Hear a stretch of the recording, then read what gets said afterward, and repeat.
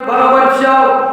యోధారాజు ఆ గ్రంథాన్ని చదివిన తర్వాత భయపడి దిగులు పడి యాజకులను పిలిపించి భక్తి పనులను పిలిపించి, మీరందరూ వెళ్ళి యెహోవా సన్నిధిలో నా నిమిత్తమును, ఈ జనుల నిమిత్తమును, యూదా ప్రజల నిమిత్తమును యెహోవా యొద్ద విచారణ చేయండి అని పంపించారు.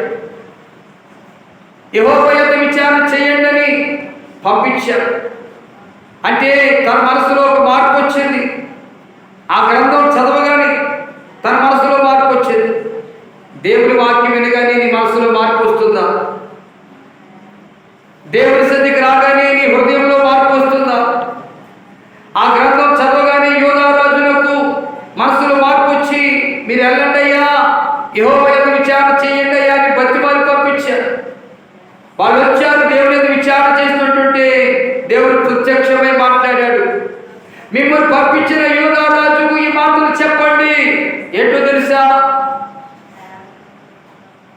అతని మనస్సును మెత్తగా చేసుకున్నందువలన, తన మనస్సు మెత్తగా చేసుకున్నందువలన, నా శరీరంలో దీనత్వమును ధరించినందువలన, తన ప్రజలకు రాబోతున్న ఉగ్రతను చూసి భయంతో బట్టలు చింపుకున్నందువలన, నాలుగవది కన్నీళ్లు కార్చినందువలన, ఈ 4 అర్థంలో నేను చూశాను కనుక, తను తగ్గించుకున్నాడు కనుక, దేవుడి మీద ఆనుకున్నాడు కనుక, దేవుడి మీద విచారణ చేయమని పంపించాడు కనుక, తనకు చెప్పండి, తన బ్రతుకు కాలంలో ఈ కీడు రాదని చెప్పండి, తను జీవించిన కాలంలో ఈ ఉగ్రత రాదని చెప్పండి, తను క్షేమంగానే సురక్షితంగానే బ్రతుకుతాదని చెప్పండి. కారణం తన మనసును మెత్తగా చేసుకున్నందువలన, నా శరీరంలో దీనత్వాన్ని ధరించినందువలన,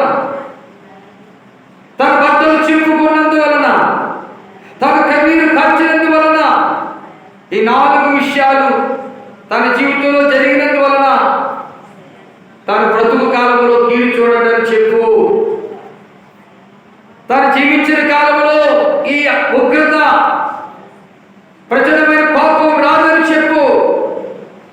ఈ రాత్రి నీతో చెప్తున్నాడు, యెహోవా యొద్ద విచారణ చేయడానికి వచ్చిన నీవు, యెహోవా యొద్ద విజ్ఞాపన చేయడానికి వచ్చిన నీవు, దేవుడితో మాట్లాడుతున్నాడు.